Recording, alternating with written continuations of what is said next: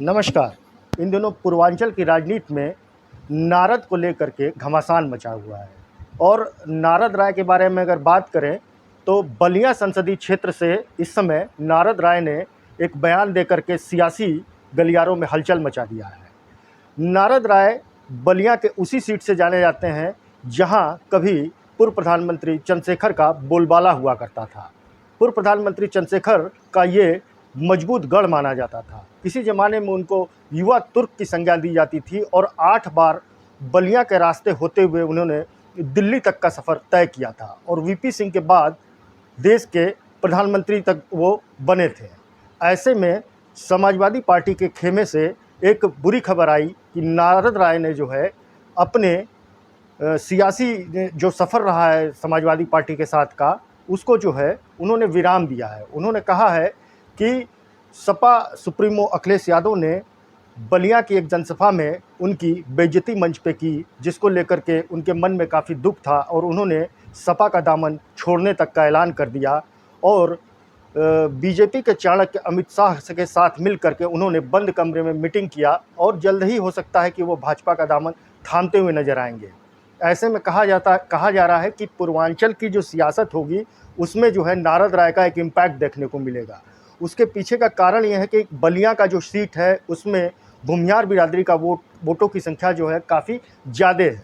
दूसरी तरफ अगर बात करें तो सिर्फ बलिया नहीं बल्कि गाज़ीपुर, मऊ और इवन की बनारस तक की सीट पे जो है भूमिहारों का अच्छा पैठ है और नारद राय उनके नेता के रूप में माने जाते हैं। ऐसे में नारद राय का बीजेपी का दामन थामना जो है ये कहीं ना कहीं कहा जा रहा है कि प्रधानमंत्री मोदी का जो 400 का एक आंकड़ा जो उन्होंने दिया है कि 400 पार का जो नारा दिया है उस सपने को साकार करते हुए दिखेगा। क्योंकि पूर्वांचल की जो भी लोकसभा की सीटें रही हैं उसमें ये कहा जाता है कि बसपा और सपा का गढ़ पूर्वांचल माना जाता रहा है।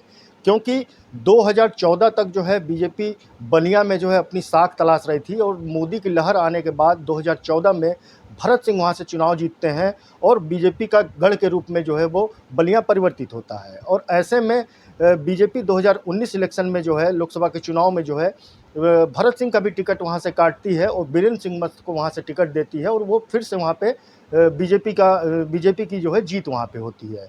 लेकिन अगर वहीं बात किया जाए बलिया से सटे जिले की गाजीपुर की तो वहाँ पे पारसनाथ राय को जो है बीजेपी ने टिकट दिया है और वहाँ पे माफिया मुख्तार अंसारी के भाई जो है अफजाल अंसारी उनके खिलाफ खड़े हैं।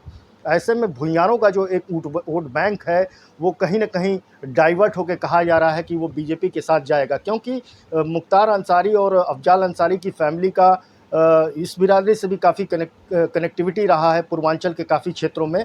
हालांकि कृष्णानंद राय की हत्या के बाद से भूमिहार काफ़ी जो है उनसे रुष्ट रहे हैं और उनसे काफ़ी दूरी बना करके रखे हैं। लेकिन बलिया की सीट की बात किया जाए या गाजीपुर की सीट की बात किया जाए तो यहाँ पे भूमिहार बिरादरी का वोट बैंक जो है काफ़ी मजबूत है।